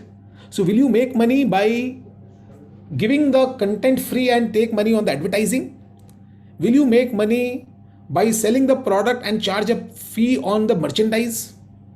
Will you make money by putting a margin on top of your cost structure? Will you make money by charging a subscription fee? So you have to understand how are you going to make money, right? And most important thing that you should remember in making money is that if any money that is not recurring is not money, good money. Okay, try to see how your business model can be extremely recurring revenue business. This means that if you have got some customers and they have started paying you 200 rupees also per day, they have to continue to pay you 200 rupees every day. every day, every day. I'm not saying that every business can do this, but you have to think about it. If you can think about it and if you crack it, you have a great business in place. Think about recurring revenue always. Don't think about one time revenue. Okay. So when I come to this interesting business model, when you were talking about you are creating content, you are creating video, right? Movies, you are into production, right? Yes. There are a lot of interesting OTT platforms which are coming in, right? Can you partner with some of them where you have cash plus recurring income potential with them, where your cash can cover your cost of production, maybe a little bit extra you get as your profit that you can take to basically feed your team, maybe have some party and reinvest in your business, and the rest of that becomes a recurring revenue that comes, which is linked with the income of the OTT platform. Can you repeat once again, please? So when you talk about OTT platforms, right now there are a lot of OTT platforms, right? Mm-hmm. Can you create video content for them? Can you license it out to them or can you sell it to them? Yes. OTT platforms will always need content, right? It's not like government organization or a private sector organization which is asking you to make some content today and tomorrow there may not be predictable business. Right. Okay? Even if you are working for corporates, what is the most common corporate video that gets created? Think about it. And think about creating a product around it, creating an offering around it. That is business model. Right? When you say, आप मेरे को जो बोलेंगे मैं कर दूंगा, that is not a business model. Right? Right. That is professional services. Come on. That's not business at all. And it's absolutely fine to be a professional service provider. No problem at all. But then it's not business, trust me. Business में क्या है कि हमने एक ऐसा offering बनाया, I have created an offering that person says, wow, this solves a solid problem and I want to deal with this person. Right? So let's say every business needs customer testimonials, right? Right. Every business needs customer testimonial today. Right. Can you tell me any company that does not need customer testimonials? All businesses need it, right? You agree? Right. Can you say I create compelling customer testimonial videos for you by doing complete production, complete interview of your customer based on the brief that you give me, and create high quality production which can go into your website, it can go into your company presentation, it can go into your company corporate video. Can you say that? Yes. Can you build that? Yes. Okay. I am not in your business, but I have been able to give you a business model. I hope it is somewhere decent. I don't know if it is good or not, but it is somewhere decent, right? It is definitely good, and whatever you are explaining is amazing because I have attended a number of business model classes, this and that, and I've not been able to do anything about it. But today I have gained so much clarity. So thank you so much, Abhishek. So my objective was to give you clarity only, right? Nobody can teach you business model classes in 2 hours, right? True. Even God cannot teach you business model in 2 hours. My objective is to just give you clarity so that you can eventually create your business model better. And now it is my tea time, so I will actually go a little slower. Okay. So anyways, so I think we are clear on these things. In customer relationship, again, if you see this business model canvas, it talks about few very important factors. One of them is obviously, how will you stay in touch with the customer? How would you provide assistance? What level of assistance would you provide? And now you have to be very clear here. If you are not making a lot of money from that customer in long term, you cannot keep offering him a lot of services here. It has to become low touch then. Okay. I have seen a lot of people, they make one-time money, but they have lifelong servicing. I ask them like, what the hell? I mean, what kind of business model is this, यार? आपको client ने जिंदगी में एक बार पैसा दिया, आप उसको जिंदगी भर उसकी सेवा करके जिंदगी निकाल रहे हो. When will you make money? Okay? Does it sound similar? होता है ऐसा? Do you see people? Do you see your friends? Do you see some colleagues in business who are doing similar things? Yes. Right? So this is disaster, and why it is so important to understand that it is not necessary that a lot of customer communication or a lot of customer relationship techniques is good for business. No, it is not necessary. You might have to go to automation. You might have to go to low touch. You might have to go to high touch. Depends. Okay. So there is a very interesting example. So Indian SaaS companies are right now cracking the world. Why? Let me tell you. So let's say US SaaS company builds a software product. It sells to companies all over the world. Now their cost of manpower is so high that they cannot employ people to service customers at that level. So if they have to put a customer service guy, a proper customer service guy who will go deep into client's problem and solve it, they can only put it for people who are paying above a particular threshold level in terms of a monthly fee. Okay. Now in India, the cost of servicing is very low because we can find people at much lower salary than US. So I can make a similar product as a US company and I can sell it, and I will have a lower cost of servicing because I can have people who can be hired at a comparatively lower price and he can provide much better servicing. So at a product level, at a whole experience level, I have offered a equally priced product but a far better servicing to a company which is buying lower ticket size items in a SaaS product, right? So you can also use customer relationship as a competitive advantage. If your competitor is not able to offer a customer relationship of that level, and it is an important factor in business success. Okay, are you with me on this? Yes. Wonderful, wonderful. Yes. Excellent. So I'll try to kind of now take it towards some kind of a conclusion. Otherwise, this is an endless thing, and then I will open up for question answer. As I said, I can't cover it in 2 hours. I can't cover it in 4 hours. So it's better that we try to kind of summarize things, and so that you can have any question which is bubbling in your mind, you can discuss about that, and we'll open it for everybody, right? So what key activities we need to do to make this value proposition work? What are the key activities I need to do? What are the key resources I need? Why are these important? Because these are all the cost structure. So if you see in the business model canvas, the left side is the cost structure, the right side is the revenue structure. Okay. Where will I spend money is on the left side. Where will I get money from is on the right side. So if your business model, if your business is about value, you have to focus more on the right side, right? If your business is more about efficiency of cost, you have to focus on the left side. So if you are into a business which is more consumer business, I would not say consumer business, I would say more commoditized business, मतलब सभी करते हैं, तो आपका focus has to be on the left side. If you are in a very unique business and you are targeting people who are ready to pay a premium price, your focus should be on the right side. More focus should be on the right side, right? And you can create difference in your offering by optimizing any of these blocks. You have got 7 blocks on the top. You have got 2 blocks in the cost structure and revenue. In total, you have 9 blocks. You can create innovation in any of the 9 blocks. Just think, what can I do differently here in the left, in the 5 blocks on the left, 4 blocks on the left. Think about what can I do differently to reduce my cost and give a better offering to my customer. On the right 4 blocks that you see what innovation I can do to increase increase my premium and make myself a more desirable brand for the customer. Okay. And the value proposition basically marries both these things, that how can I actually become a more desirable brand, become a more interesting company, become a more valuable company, because I belong to the customer segment. The customer loves my value proposition. I'm able to reach my customers using the right channels. I'm able to retain them sufficiently enough to make high LTV by CSE. And I am having a revenue channel which is recurring. I'm not saying all these things will go as good as I'm saying, but you can think over these points and you can create a solid value proposition and then see how you can basically, what kind of partners you can bring to reduce your cost, to offer better offering, what activities you will do in the company. Like, for example, if you are making coconut water, you have to think about manufacturing is the key activity for you. Can you create an edge in the manufacturing activity in such a way that nobody can compete with you, nobody can come close to you?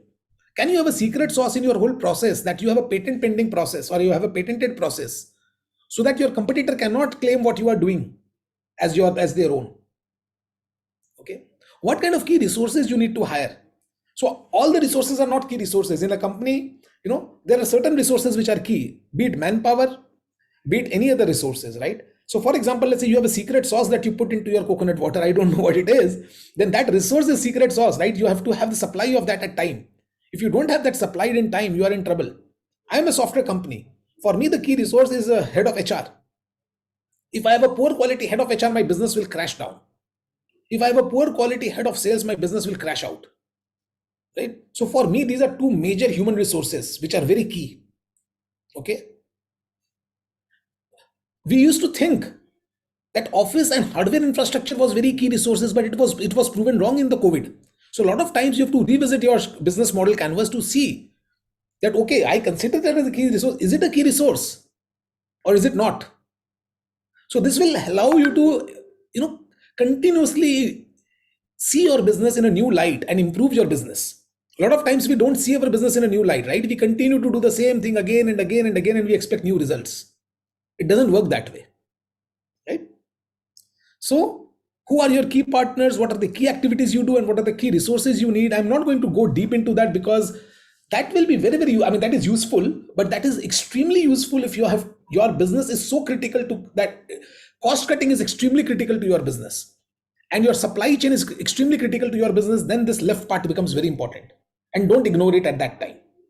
But if your business is about creating high quality value for the customer, and it's not about so much of supply chain and all, your right side is more important. And the early stage of the business, right side is far, far more important than the left side of this canvas. Okay. In cost structure, you can figure out what kind of cost structures you can get into. So for example, revenue stream, like, we kind of made a very simple plan that, a customer who's not going to give a maintenance contract to us is not a customer for us. So you have to also start defining that. And as you define the customer segment, your revenue stream will also kind of evolve with that. Right. And you have to also define your customer segment based on the revenue streams that you want. So as I said, I don't want to do business with any customer who cannot pay me an annual fee. I want a recurring income from any customer that I get in my life. If a customer is not going to give me recurring income, I don't need that customer.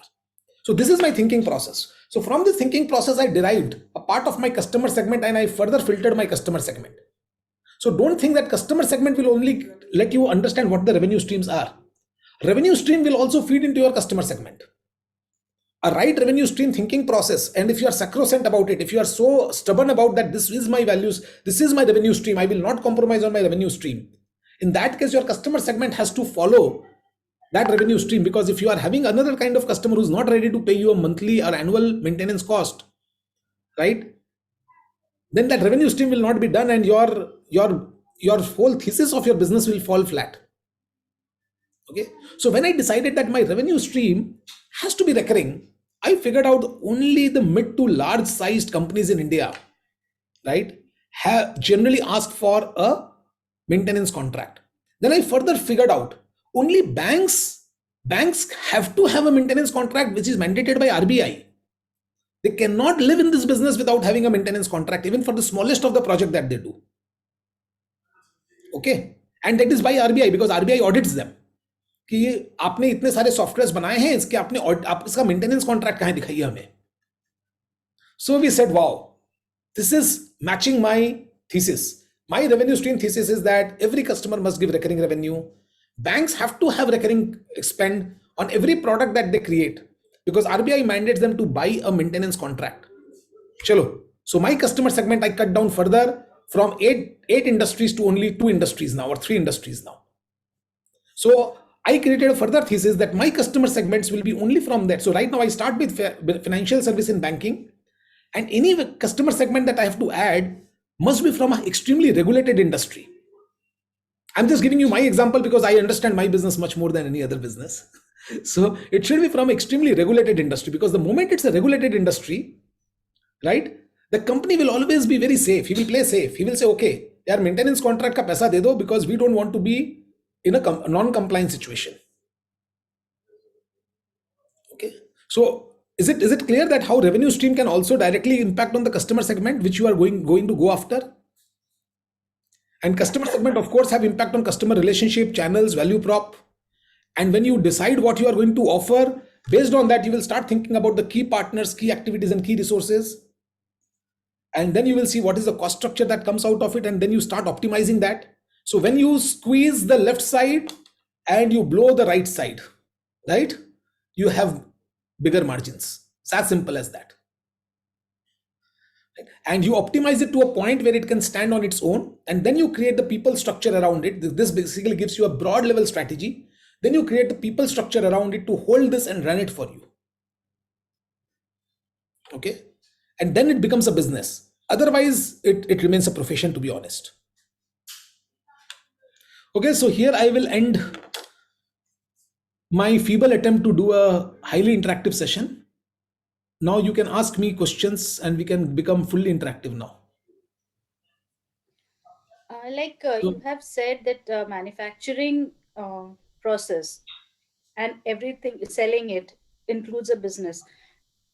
And if you are a reseller, then and you don't have any control in manufacturing, mhm. then how do we go about it? Like if we want, So what value addition are you doing? I'm just reselling the product, suppose. Understand? That's why I'm asking I'm what value addition are you doing? If you are only reselling the product, still, if you don't create mess, if you are not doing any value addition, right, it will eventually come to a halt. It will exactly, work that is now. what I You will make some wanted to money. know. Yeah, you will make some money, but eventually it will come to a halt. Why? Because then there are hundreds of other resellers. Yeah, yeah. Everyone will start Hmm. selling. So Once they what have can be exhausted their, done? yeah, once they have exhausted their market, they will enter other markets. So someone who will have an edge, they will kill you. So your job is distribution and sales, right?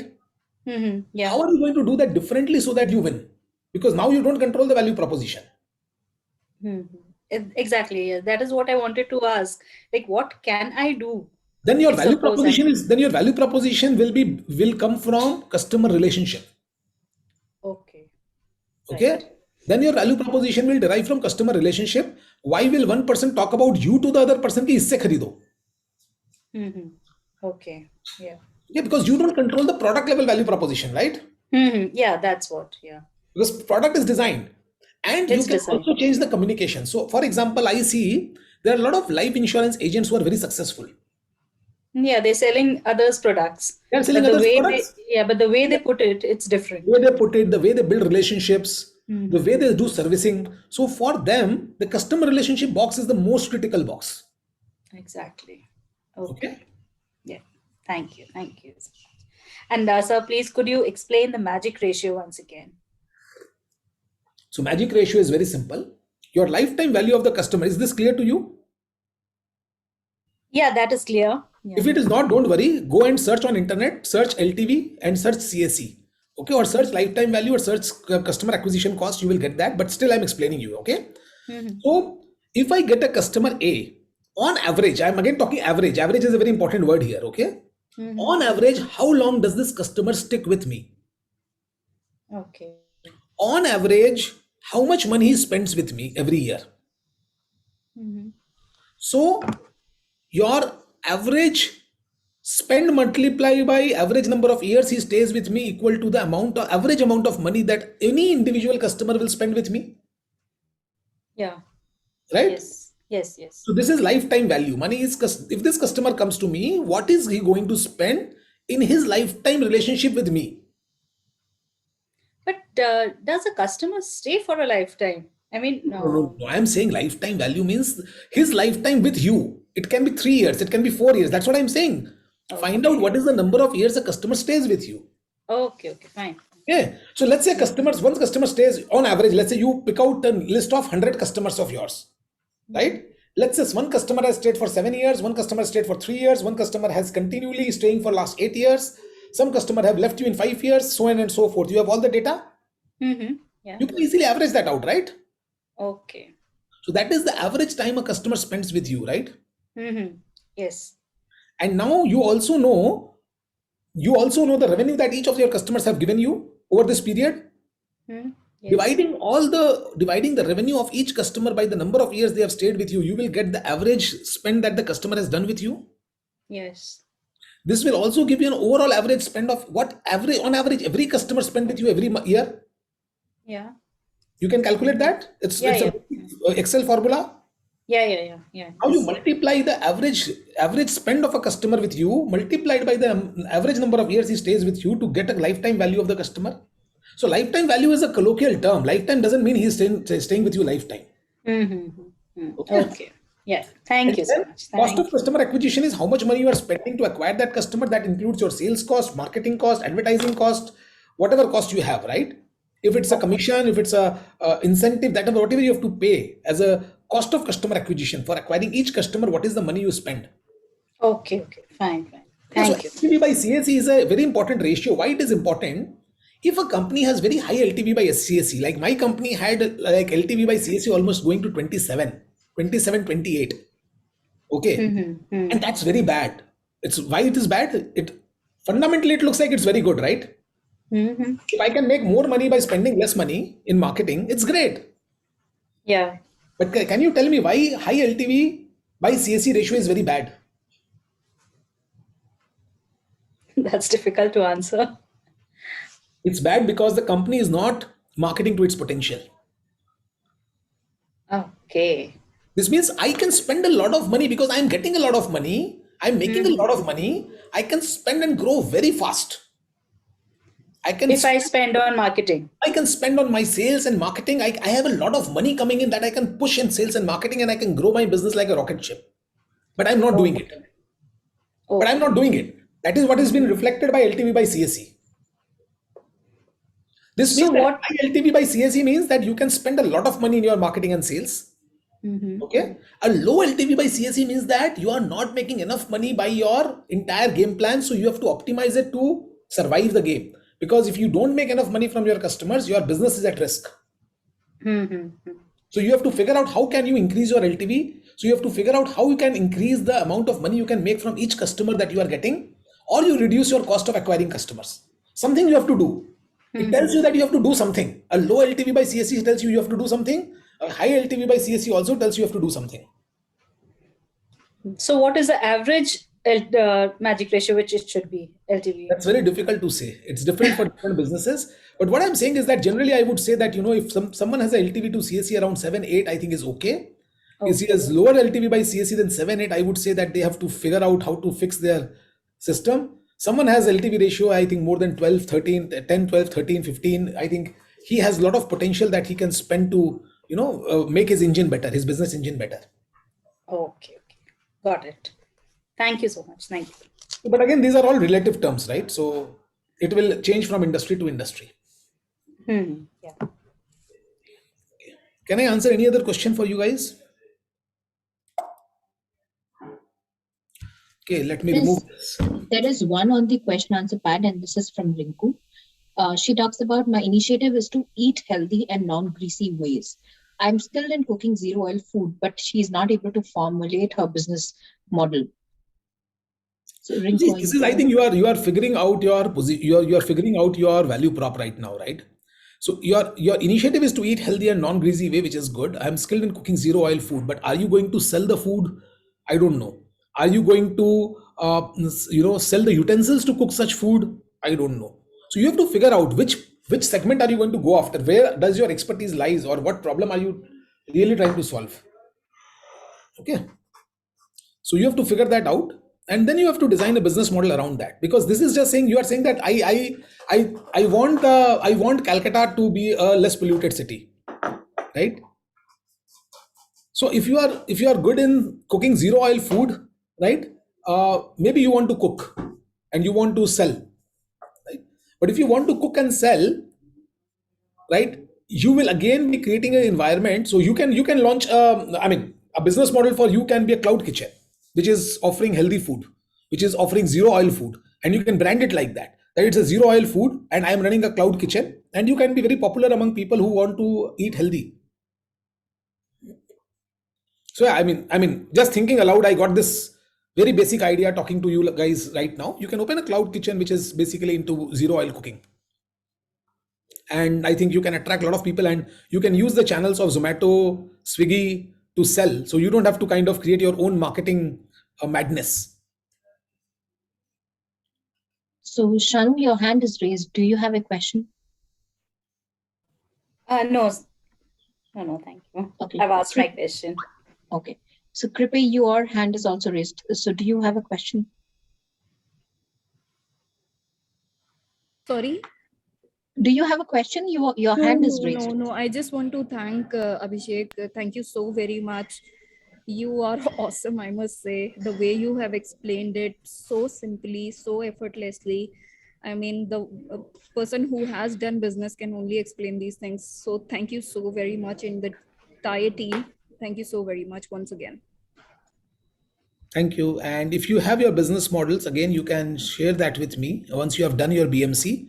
but do it well before you share. And if you have any specific question on that, you can share that. I don't promise that I will be able to get back or when I will be able to get back, but I will try my best to respond and support anyone I can.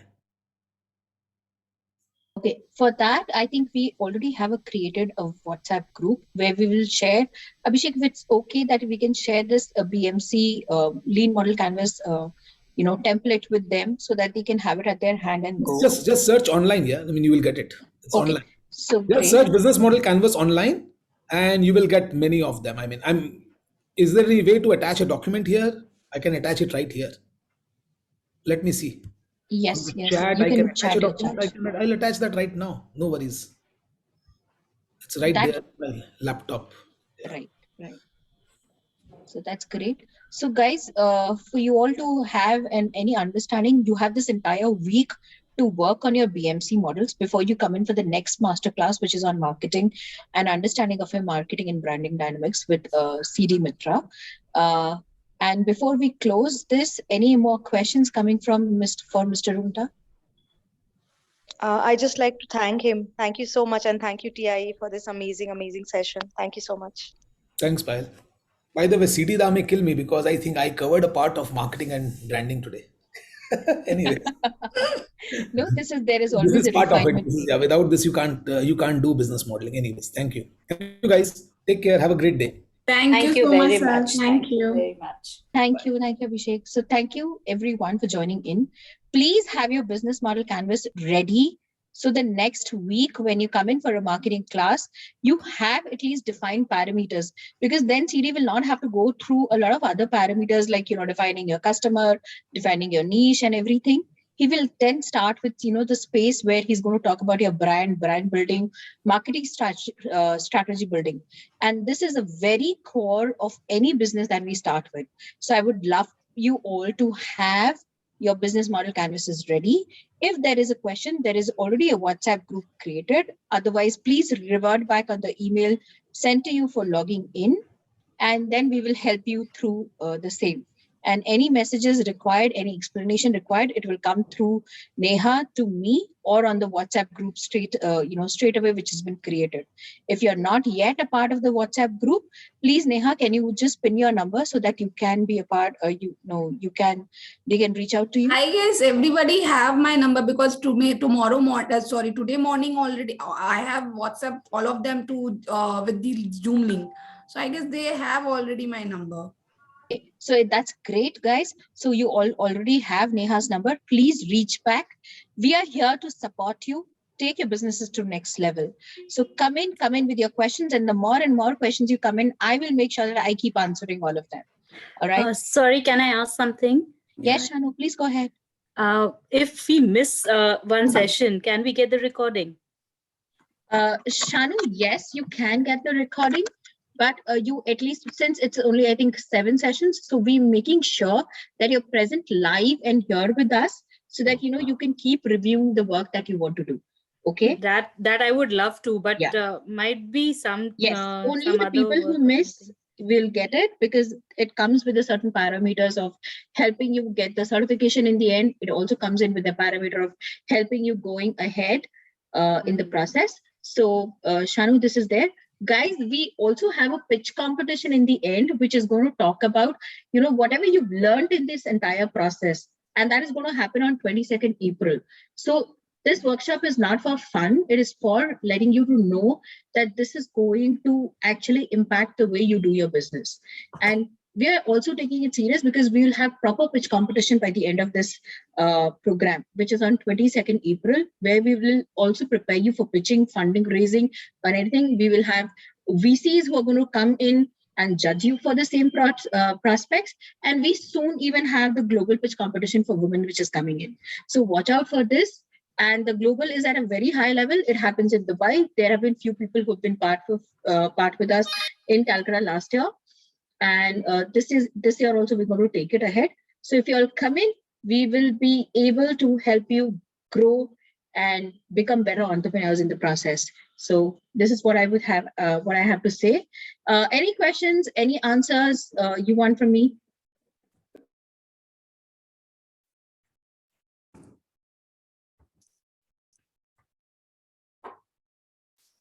Okay, so thank you. I'm not holding any of you, any one of you back.